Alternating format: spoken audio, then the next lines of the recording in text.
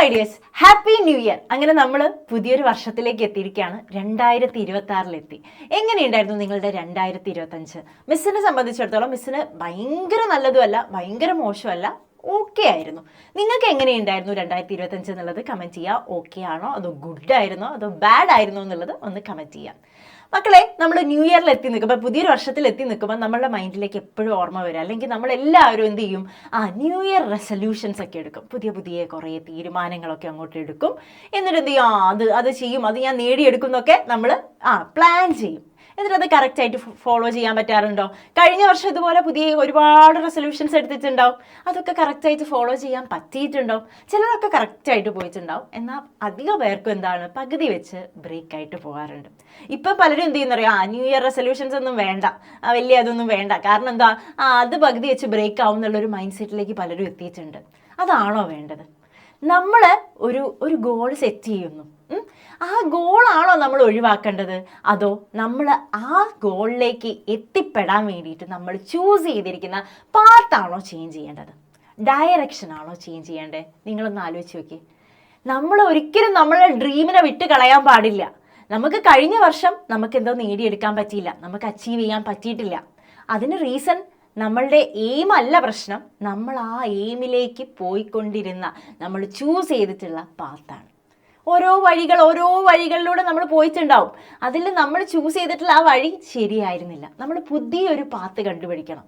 നമ്മളുടെ ഗോളിലേക്ക് എത്താനുള്ള ഒരു പുതിയ ന്യൂ പാത്ത് നമ്മൾ കണ്ടുപിടിക്കണം.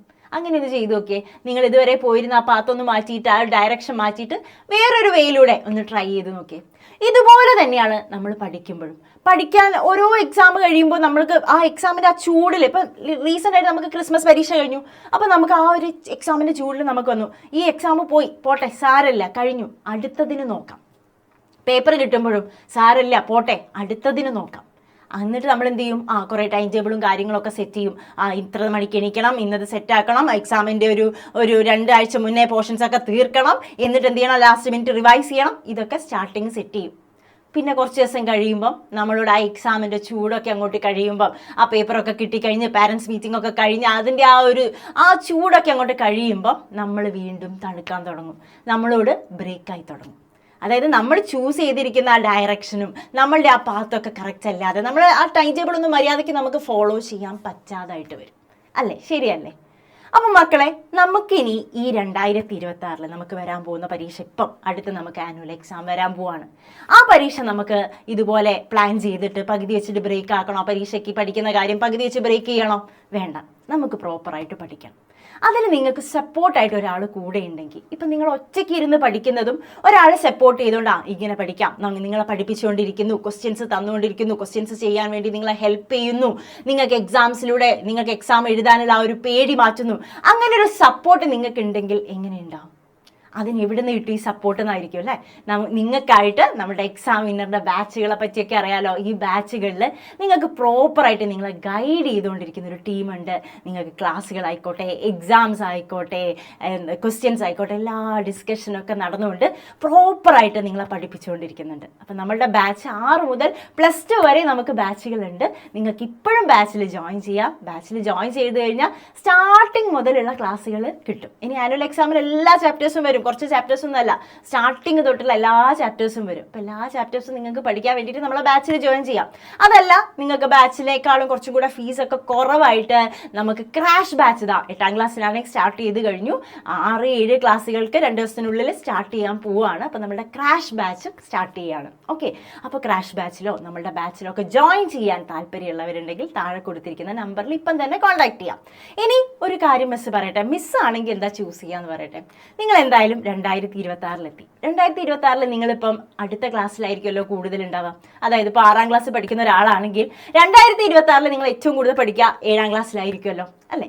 അപ്പോൾ നിങ്ങൾ 7ാം ക്ലാസ്സിലെ ബാച്ചിൽ ജോയിൻ ചെയ്യാമെന്ന് വിചാരിക്കുക, ഇപ്പോഴേ ജോയിൻ ചെയ്യാമെന്ന് വിചാരിക്കാം.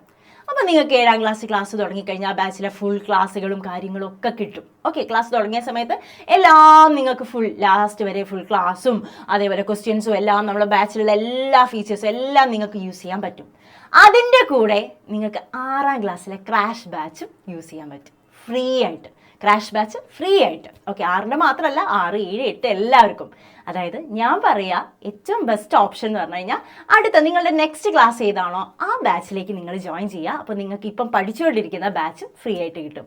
6ാം ക്ലാസ് പഠിക്കുന്നവരാണെങ്കിൽ 7ലെ ബാച്ചിൽ ജോയിൻ ചെയ്താൽ നിങ്ങൾക്ക് എന്ത് കിട്ടും? 6ാം ക്ലാസ്സിലെ ക്രാഷ് കോഴ്സ് ഇപ്പം തന്നെ നിങ്ങൾക്ക് ഫ്രീ ആയിട്ട് കിട്ടുന്നതായിരിക്കും. അപ്പം നിങ്ങളുടെ ചോയ്സ് ആണ് ഏതാണ് നല്ലത്, നിങ്ങൾക്ക് ഏതായിരിക്കും യൂസ്ഫുൾ എന്നുള്ളത് നിങ്ങൾ സ്വയം ഒന്ന് ആലോചിക്കുക. എന്നിട്ട് പെട്ടെന്ന് തന്നെ ജോയിൻ ചെയ്യുക. താല്പര്യമുള്ളവർ പെട്ടെന്ന് തന്നെ ജോയിൻ ചെയ്യുക. കാരണം ഈ ഒരു അവസരം മിസ്സാക്കരുത്. നമുക്കിനി അധികം സമയമൊന്നുമില്ല. നമ്മൾ പുതിയ റെസൊല്യൂഷൻസ് ഒക്കെ എടുത്തിട്ടുണ്ട് അല്ലേ? അതിലൊന്നാമത്തെ എന്തായാലും മിസ്സിന് ഉറപ്പാണ്, പരീക്ഷയ്ക്കൊക്കെ നന്നായിട്ട് നല്ല മാർക്ക് വാങ്ങണം, നന്നായിട്ട് എല്ലാ ക്വസ്റ്റ്യൻസും ആൻസർ ചെയ്യാൻ പറ്റണം എന്നൊക്കെ ഉള്ള എന്തായാലും എല്ലാവർക്കും അത് ആഗ്രഹം ഉണ്ടാവും. പുറത്ത് പറഞ്ഞിട്ടില്ലെങ്കിൽ ഉള്ളിൽ എന്തായാലും ആഗ്രഹം ഉണ്ടാവും. അതിന് നിങ്ങളെ ഉറപ്പായിട്ട് നമ്മളുടെ ബാച്ചുകൾ സഹായിക്കുന്നതാണ്. അപ്പം മക്കളെ എന്ത് ചെയ്യുക, സമയം ഇനി വൈക്കണ്ട, കുറച്ചും കൂടെ കഴിഞ്ഞിട്ട് ജോയിൻ ചെയ്യുക, അല്ലെങ്കിൽ കുറച്ച് ദിവസം കൂടെ കഴിയട്ടെ എന്ന് കരുതി മാറ്റി വെക്കേണ്ട. ഇപ്പം തന്നെ ജോയിൻ ചെയ്തോളൂ. നമ്പറിൽ കോൺടാക്ട് ചെയ്യാം, മെസ്സേജ് ചെയ്യാം, അല്ലെങ്കിൽ കോൾ ചെയ്യാം. എന്നിട്ട് നിങ്ങളുടെ അഡ്മിഷൻ ഉറപ്പാക്കുക. ഓക്കെ, അപ്പം ഈ ഒരു വർഷം 2026 എല്ലാവർക്കും ഒരു അടിപൊളി വർഷമാവട്ടെ. നിങ്ങളുടെ ഗോളുകളൊക്കെ, നിങ്ങളുടെ എയിമൊക്കെ നിങ്ങളുടെ ലക്ഷ്യത്തിലേക്ക് നിങ്ങൾക്ക് എത്താൻ കഴിയട്ടെ. നല്ലൊരു വർഷമായി തീരട്ടെ. Okay, all the best.